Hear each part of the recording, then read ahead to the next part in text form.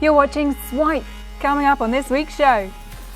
A peek under the bonnet, we see how a racing game is made. Queen guitarist Brian May tells me how he's been taking on the virtual reality craze with a Victorian way of seeing things. And Sony finally reveals its new consoles. Welcome to Swipe. This week we've been given behind-the-scenes access at a major racing video games maker. This is where the Forza Horizon franchise is made. A series of car racing titles that have sold by the million around the world. And Chris has been finding out exactly what's involved in making the games. The high-octane thrills of racing video games are what makes them popular. But the developers of this title are putting as much effort into the world around the cars as they are the vehicles themselves. The team behind Forza Horizon 3 spent months in Australia, where the game is set, capturing footage of the sky. They took over 2 million photos which they used in-game, meaning the sky you see when you play is real rather than CGI. On previous titles it was a very simple process where you just you put an image onto a background and that was your sky. We felt that that wasn't realistic enough for us, so we wanted the sky to actually light the world and the cars. The lighting in the environment is the largest thing that everyone sees. It affects everything, it brings everything to life and it gives everything a real authentic feel. Of course, that's not to say the detail on the actual cars is neglected. Once we've identified which car we'd like to make, we'll send a photographer and they'll take a few thousand pictures. We'll then study those photographs and we'll start building the asset inside 3D Studio Max. In the game you can see what we class as the finished asset.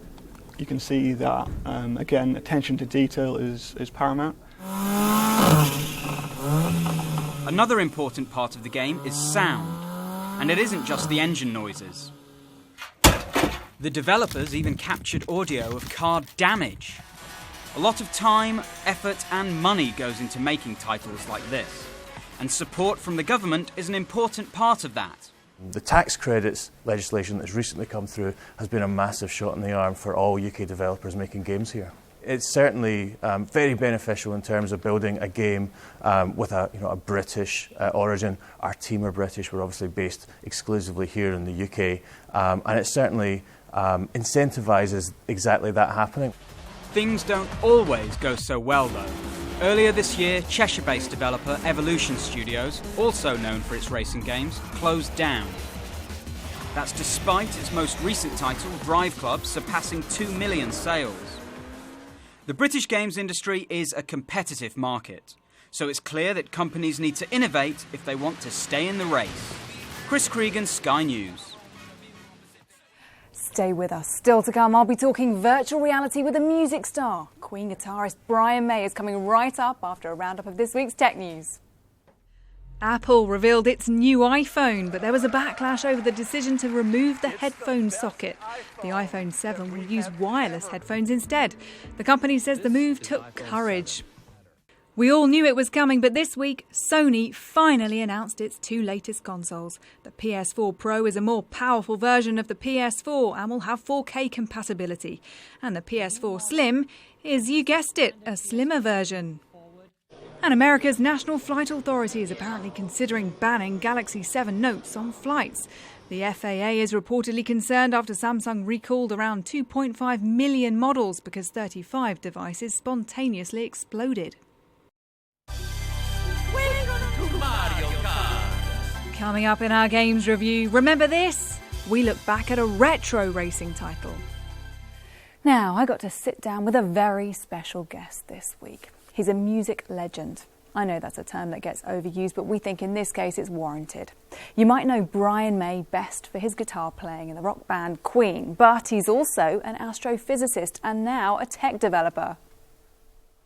A little light relief. We have a stereoscopic selfie stick here. Who doesn't love a selfie?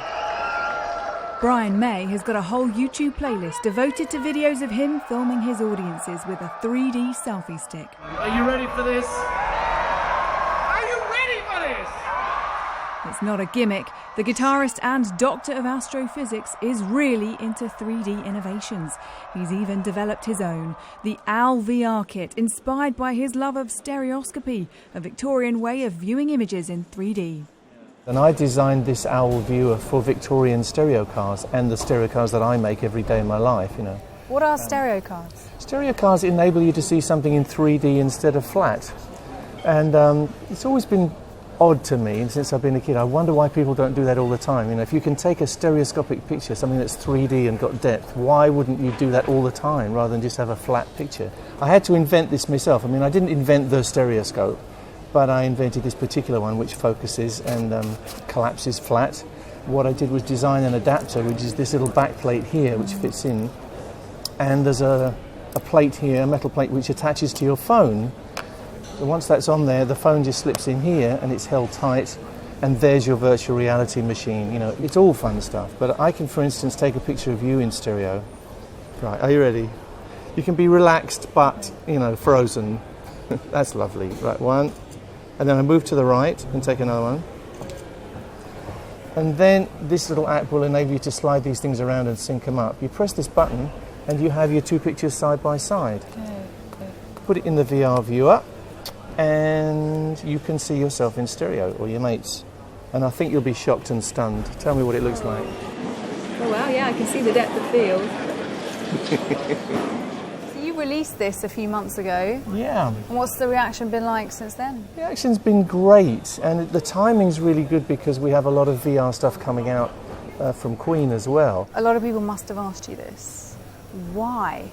Since I was about 8 years old and I discovered a little stereo card in a Weetabix packet and I went, wow, that hippopotamus looks real, doesn't look flat anymore. I just thought stereo is the way to go. Virtual reality is huge right now, with fans spending hundreds of pounds on a single big-name headset. At the budget end of the market, there are options like Google Cardboard. So is the OWL a rival to that?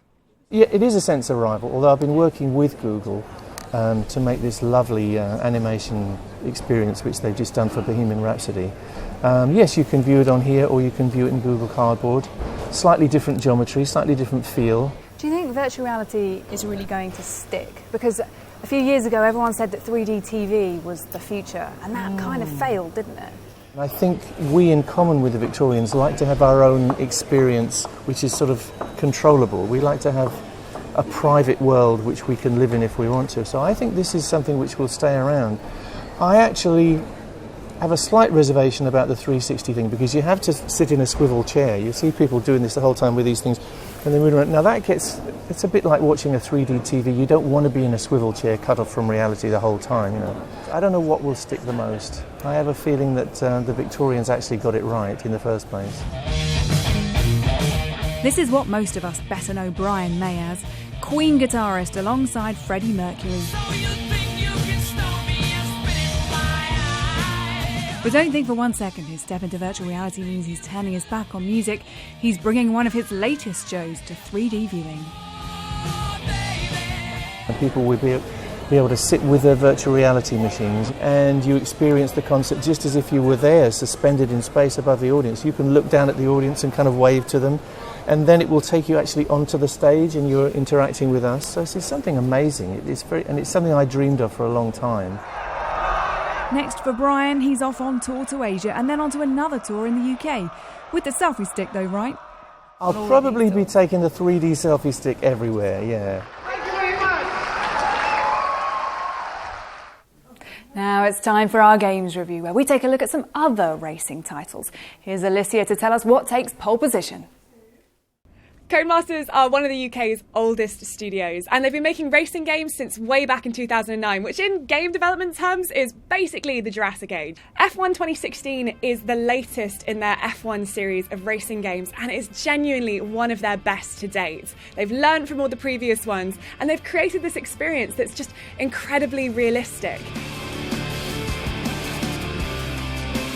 The really interesting thing about this series of games is that it addresses the issue that we often forget that racers do, professional racing drivers, that it's not just about the track, it's not about the tight turns and the glamour and the glitz of being there on the tarmac. It's also about managing your time, your inbox, your agent, the engineers, and a large portion of the game is actually spent at a computer desk, which sounds really boring, but trust me, if you've ever played anything like The Sims or Football Manager or any of those simulation games, this is right up your street. When you actually get out onto the track, it is glorious. It's just graphics so slick you could slip on them. As Jane Austen once said, it's a truth universally acknowledged that a single player in possession of a good console must be in want of Mario Kart. It's one of the bastions of video game gaming culture. We've been playing it since the 90s.